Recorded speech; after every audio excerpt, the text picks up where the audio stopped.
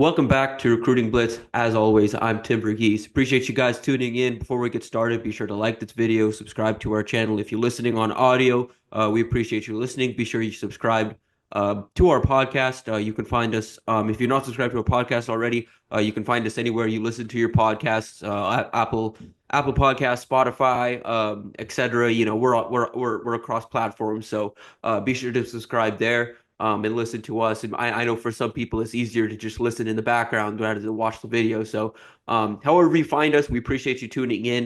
It's going to be a bit of a shorter episode today. You know, it's a quiet month on the recruiting trail, dead period. Not a whole lot going on. You're going to see some top schools release as 2026 targets kind of start to close in on a decision or start to whittle down their list of offers. You're going to see kind of official visits scheduled. And you're going to see, a couple other developments, but nothing major. I don't think you're going to see a whole lot of commitments this month. You're not going to see, I don't think any extreme developments here in this month. Once we get into March and April, I think is when recruiting starts to, ramp back up again for this 2026 and 2027 cycle. But on the note of top schools, a couple top targets have announced their top schools, both for and against Nebraska. So we'll run through a couple of those here in a bit. To kick things off first. We reported yesterday over at InsideNebraska.com, four-star safety commit Jontavius Wyman is keeping a close eye on Nebraska. And as we reported yesterday, he's now scheduled to visit the first weekend of June. He's eyeing June 6th as his date to make it out to Nebraska for an official visit. Nebraska's also trying to get him in town. For a unofficial visit in the spring. They want him to be up on campus to experience the spring practice, to kind of get an eye on Lincoln and see the program for himself.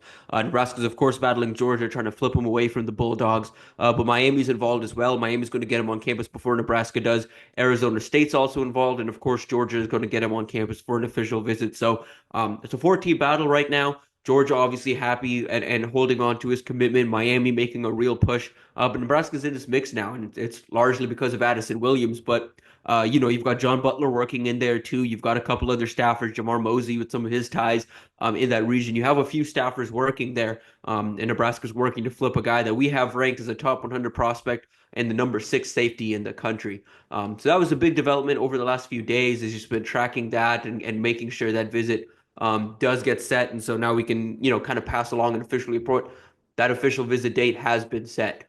Talking top schools, Nebraska made the top 6 for Lincoln Watkins, four-star tight end out of Port Huron Northern out in Michigan. He visited Nebraska for the first time for junior day. We kind of touched on him last week. He's a guy that I think Nebraska is well positioned for, battling North Carolina State, Indiana, Penn State, Miami, Duke. I think this is a Big Ten recruiting battle. I think Indiana and Penn State are the biggest threats here.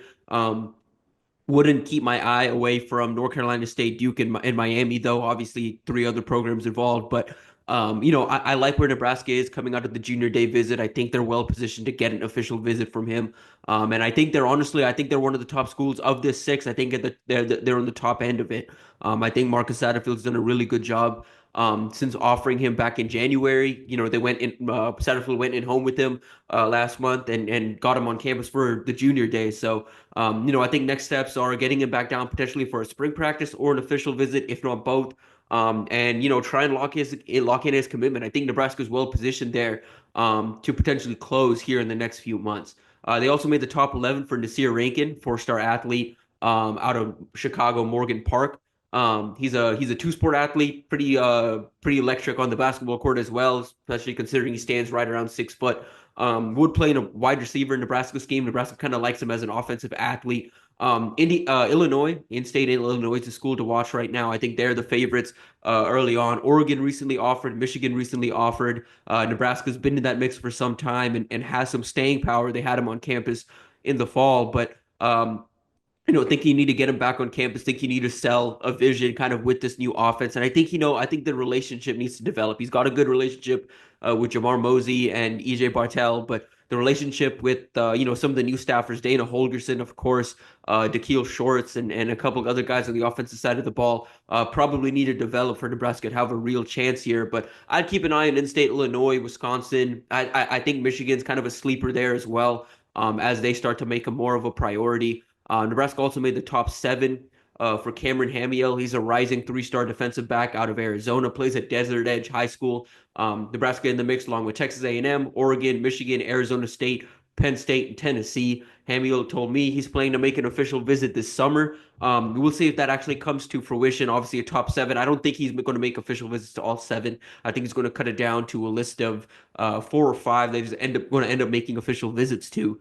So we'll see if Nebraska ultimately gets one of those. I think Nebraska has quietly made him a priority over the last few months. He was an offer by John Butler back in the fall, steadily developing a relationship with Addison Williams. But Williams has Nebraska in the mix for a ton of DBs right now. Closer to the southeast, in terms of location in the country. So I like Hamiel. I think he's a guy that makes a ton of sense for what Nebraska is looking for at defensive back. But this is one of those recruitments where you're battling Texas A&M and Jordan Peterson, their safeties coach or DB's coach out there that has some strong relationships to the Desert Edge community. You're battling Oregon that pulls guys out of Arizona consistently. Arizona State's doing a good job with in-state prospects. Tennessee, Michigan, Penn State, those are three programs that you can't really like wince at, in a recruiting battle. Those are real power programs. So intrigued to see how Nebraska kind of continues to stand with him in the next few months. I think he's a prospect that, like I said, they like a ton, but haven't been able to get him on campus yet. And if the only time they get him on campus is for an official visit, I don't feel good about Nebraska's chances, especially compared to programs like A&M, programs like Oregon that have some familiarity with him and can get him on campus multiple times. Nebraska also made the top 8 for four-star linebacker Keenan Harris. Harris is a guy we've been talking about for some time.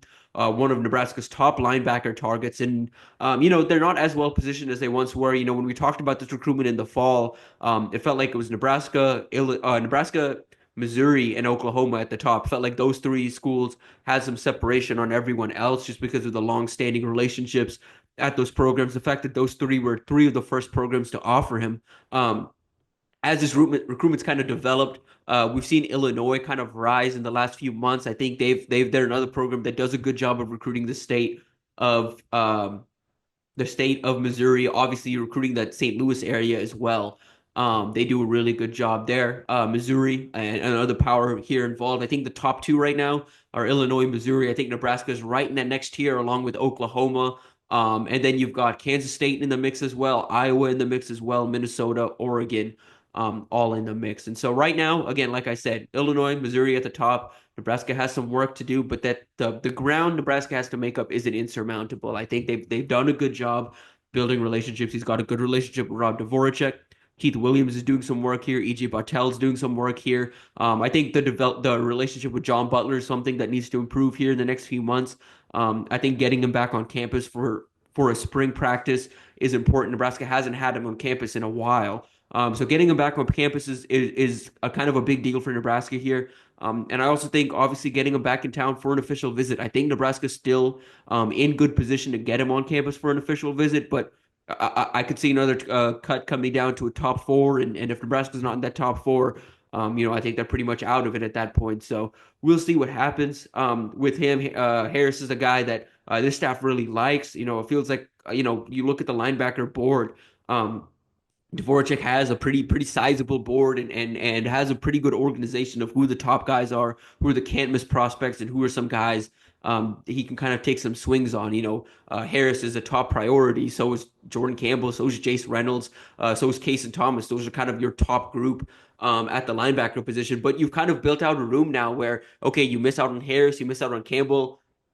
There are guys in line to immediately step up and be a priority target. So I really like the work that Dvorak's done here in building out his board and making sure that regardless of some misses, Nebraska's kind of well positioned to land some key targets. And kind of on that note, just speaking of boards and evolutions of boards and things, I did want to touch just real quick before we get out of here on the offensive line room and the offensive line board because, we're talking top schools, we're talking just, developments of and changing of big boards and things like that. And we've also talked a lot, not recruiting related, but just in terms of the football team and kind of who the pressure is on this offseason, there's been a lot of focus on Dylan Raiola and kind of what he needs to do this offseason to take that next step, to help this program take the next step. I think there's some pressure on the other Raiola in the program. I'm talking about Donovan Raiola, Nebraska's offensive line coach. One on the field, obviously, he's got a room that, he has to figure out the tackle spots, has to figure out a vacant center spot, has to figure out a few things along the line on the field for the 2025 season. But on the recruiting trail, I think the pressure's on. You saw, a couple misses here in the end of this 2025 cycle. Obviously they swung on David Sanders, weren't able to get him, and they were late in that recruitment, but they made a competitive offers. They made a run at him. They got Juju Marks, four-star offensive tackle, flipped him from Kansas, but that was more Jamar Mosey than it was Donovan Raiola. And then, you look at the transfer portal and individually, I don't think you can blame Donovan Raiola for some of the misses Nebraska's had. At the same time, you have to give him credit for helping Nebraska land Elijah Pritchett, helping Nebraska land Rocco Spindler. Two valuable additions, no doubt. Two guys that likely are starting for Nebraska here in the 2025 season along the offensive line. You look at things, zoom out and look at it from a bigger picture view. Here's why I say the pressure's on. You look ahead to 2026. Nebraska's invested a lot of resources early on in trying to recruit five-star offensive tackle Jackson Cantwell. And Nebraska felt like at times they had some staying power and they felt like they were a real player. Well, Jackson Cantwell just released a top schools list that doesn't include Nebraska. Now, am I surprised Nebraska is no longer in the mix? Not necessarily. I'm surprised that it happened this early. Whether Nebraska was going to land him or not, that's not for me to say. Like, I don't think, when it was all said and done at this point, Nebraska's been fading for a few months in that recruitment, but I felt like they still had enough staying power. He had been on campus enough times. He had the type of relationship with Donovan Raiola and Matt Rule and a few others on staff that it felt like Nebraska would stay in that mix, but they're out of the mix now. And so, they could potentially get back in the mix. It wouldn't necessarily surprise me if he pops back on campus one or two more times just to give Nebraska a shot. But at this point, I don't think Nebraska is a real player in that recruitment anymore. Malachi Lee, four-star offensive tackle out of Hawaii, out of Kamehameha High School in Hawaii, the same high school that Donovan Raiola went to back in the day. He was a guy that was on campus for the Wisconsin game. And after that Wisconsin game, I kind of said, if you're looking for the next offensive tackle on the big board behind Cantwell, it's Malachi Lee. Well, Lee has a top schools list out that doesn't include Nebraska either. And so Nebraska's out of the mix for both of those guys. And so that's not to say Nebraska struck out entirely. Nebraska still has, we're talking offensive tackles in 2026, four-star out of Idaho, Kelvin Obot. He visited for Junior Day, also visited for the Wisconsin game. He's been on campus twice. I think Nebraska's well positioned there, but they're battling Oregon. They're battling Boise State. They're battling Michigan. They're battling USC. They're battling top programs for the four-star offensive tackle. And they've got a few, I think Nebraska's got a good shot there, but again, that's a competitive recruitment. Claude Puma, another four-star offensive tackle, visited for the Wisconsin game, visited for Junior Day. Nebraska's well positioned there, but battling, Illinois, battling Auburn, battling some SEC powers, battling Alabama, they're battling power program. Notre Dame just offered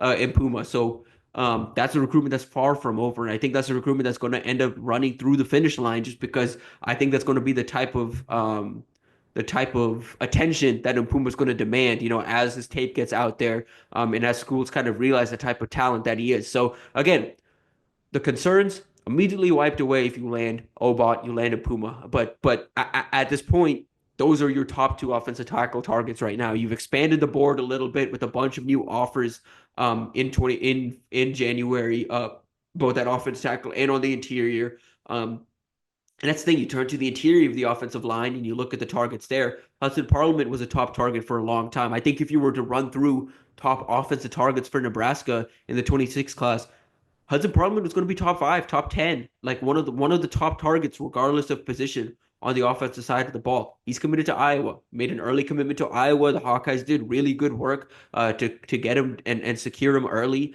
And, again, is that recruitment done? I don't think so. I think Nebraska's going to work to get him back on campus. I think a couple other programs are going to work to get him back on campus and try and flip him away. But to lose that commitment early on like that, and to lose him to Iowa, it's tough. It's a tough development for Nebraska. It's a tough thing for Donovan Raiola to kind of have to deal with. And so he's got to look go through his board and make some adjustments. They have a solid interior board set up behind him. Deacon Schmidt, familiar target out of Windsor, Colorado. You're battling Oklahoma. You're battling a couple of other SEC schools and some West Coast programs. For him, he's a rising interior prospect. Jax Tanner, another Idaho prospect. Nebraska really likes him, but you're battling Oregon again. You're battling Washington and USC and some top programs for Tanner. And then, I would keep an eye on Ryan Murray. He's a three-star center out of Miami. A heavyweight wrestler, one of the top heavyweight wrestlers in the South. And a guy I think Nebraska is going to steadily, rise in terms of just interest after offering him last month. So I'd keep an eye on him. So again, that's not to say that this is irredeemable. That I think at this point, Rayola's work in 2026 is irredeemable by any means. I think they've got a very strong board of prospects behind some of the misses they've had already. But it is worth just noting that at this point, again, you have to get involved in these top recruitments to try and land these guys. And I respect Donovan Raiola and Nebraska for making these runs at top guys. But it comes back to hurt when a guy like Jackson Cantwell, who has family ties to the program, who's driving distance away from the program, who's one of those regional prospects in terms of in that 500-mile radius, a guy that's visited multiple times, been visiting campus since his freshman year, and you don't even get an official visit out of him. That's a tough pill to swallow. And the drop off again isn't all that far between him and a guy like Kelvin Obot, a guy like Claude Puma. Both those guys have elite potential, but Cantwell draw something. He's the number one player in the country for a reason. He has all these elite traits, and he's a guy that he's your bookend tackle. He's your elite tackle for the next 3-4 years hypothetically if you were able to land him. And now you have to move on. You have to assess other targets. So again, we'll see what happens. I think the next few months are going to be telling on just how many offensive linemen Nebraska is able to get on campus for visits and evaluate, and how they start to build out this board moving forward. But I think the pressure's on. All that to say, pressure's on Donovan Raiola, both in the transfer portal, on the field, and in the recruiting, in recruiting, to turn this thing around. I think it's year 4. It's entering year 4 for him. He's been with the program for 3 years. You like generally the results over the last 3 years in terms of the steady development. But it's not like the unit's been good, but not great. And that's the next step is, can you take this offensive line on the field? Can you take them from good to great? And on the recruiting side of things, can you land priority targets? Can you use the resources you have at Nebraska? And can you help develop prospects? And you show these guys that, hey, Nebraska is a place where we're developing offensive linemen. Nebraska is a place where you can come and you can get developed. That's not happening right now. And that's part of the reason for why some of these recruitments are being lost. At this point, there's no draft data at this point on Nebraska with offensive linemen. You have Cam Jurgens, but that's not Donovan Raiola. Donovan Raiola doesn't really get to claim Jurgens. Nebraska does, but Raiola himself doesn't. So that's something to watch just over the next few weeks and months is how this offensive line starts to develop, and kind of just the effort of Donovan Raiola on the recruiting trail. Because like I said, pressure's on, I think, and 2026 is a good year along the offensive line, and Nebraska is well positioned for a few guys where I think they can make a run for some of the best offensive linemen in the country. How serious of a run they make, how serious they are, if you fall out of, you know what I mean, like how serious they are with these guys is what's going to be the tell for me long term. So that'll probably do it for us. I appreciate y'all tuning in. Didn't want to spend too much time here on just the board and things, but we'll have more here in these next few weeks. I think I'm starting to put together kind of a big board of, as these prospects change, to talk about 2026 solely. With a bunch of new offers out, with some targets falling off the board, some new targets on the board, the big boards are starting to change and move around a bit. So look for that here in the next few weeks. I'll start to put out an updated big board at every position on each side of the ball, and I think we're also going to start doing some spring ball previews with Steve. So stay prepared for that over at YouTube and over at InsideNebraska.com. We appreciate you guys tuning in. Kind of ended that one on a bit of a ramble. So appreciate you guys sticking it through that. And we will be back with another episode next week.